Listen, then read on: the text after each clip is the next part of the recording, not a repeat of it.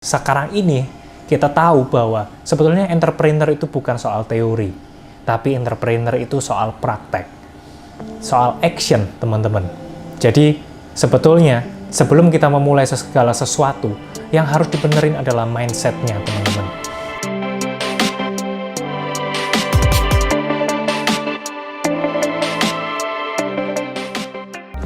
Halo teman-teman, para smart investor dan juga bos properti. Jumpa lagi pada topik hari ini. Mungkin saya nggak berbicara masalah properti, tapi saya bicara masalah entrepreneurship. Jadi kita tahu bahwa di Indonesia ini entrepreneur merupakan dunia yang masih bisa dibilang sangat kurang sekali. Tapi harapan kita Indonesia bisa mencetak minimal 2% dari jumlah penduduk Indonesia, maka ekonomi di Indonesia akan terus berjaya. Dan kita tahu program pemerintah di tahun 2030, Indonesia ini akan menjadi negara yang kaya, super, dan juga menjadi salah satu number one yang ada di Asia Tenggara, macan Asia. Nah, jadi teman-teman, kalau misalnya teman-teman ingin mengetahui apa aja sih sebetulnya yang dilakukan atau dikerjakan oleh sang entrepreneur. Nah, mungkin pada sekarang ini kita tahu bahwa sebetulnya entrepreneur itu bukan soal teori, tapi entrepreneur itu soal praktek, soal action, teman-teman. Jadi sebetulnya sebelum kita memulai segala sesuatu, yang harus dibenerin adalah mindset-nya, teman-teman.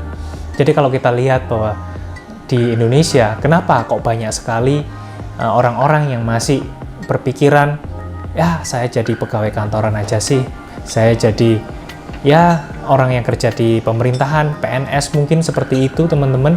Tapi kita bisa tahu sekarang entrepreneurship juga merambah ke anak-anak milenial.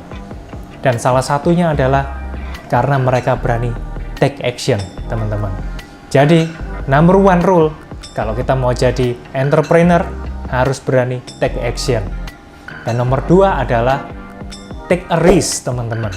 Ya benar, kita mesti bisa menghitung berapa resiko yang harus kita keluarkan, tapi bukan hanya menghitung, tapi juga menjalaninya. Karena kalau dihitung-hitung, para entrepreneur itu selalu berani mengambil resiko. Apapun resiko yang ada di kemudian hari, mereka sudah hitung, dan mereka mempunyai data yang valid. Jadi ketika mereka sudah take action, mereka bisa dipastikan mereka juga tidak hanya berani atau nekat, teman-teman, tapi mereka juga sudah menghitung resikonya. Dan yang ketiga, teman-teman, adalah mempunyai attitude yang baik. Jadi kalau kita bilang, wah itu sih rasanya terlalu general, attitude yang baik itu yang seperti apa? Attitude yang harus dimiliki oleh sang entrepreneur adalah kejujuran, integritas, teman-teman. Jadi kalau kita bisa lihat, hari-hari ini integritas itu merupakan mata uang yang sangat mahal. Banyak orang-orang di dunia ini berkata, wah integritas pada zaman-zaman hari ini, akhir-akhir ini sesuatu yang mustahil. Tapi bagi para pengusaha, integritas, kejujuran, itu adalah hal yang harus dijaga. Hal yang harus dipastikan, mulai dari pertama kali mereka berusaha sampai pada akhirnya, nama mereka dikenal dengan baik. Karena nama merupakan hal yang sangat-sangat mahal. Jadi ketika kita lihat banyak sekali pebisnis yang jatuh dan nama mereka rusak, itu bukan dikarenakan karena kegagalan di dalam dunia usahanya, tapi lebih kepada integritasnya. Ya, sekian tips dari saya. Jadi semoga teman-teman dapat mendapatkan tips yang berharga ini supaya teman-teman bisa langsung take action dan juga menjadi entrepreneur.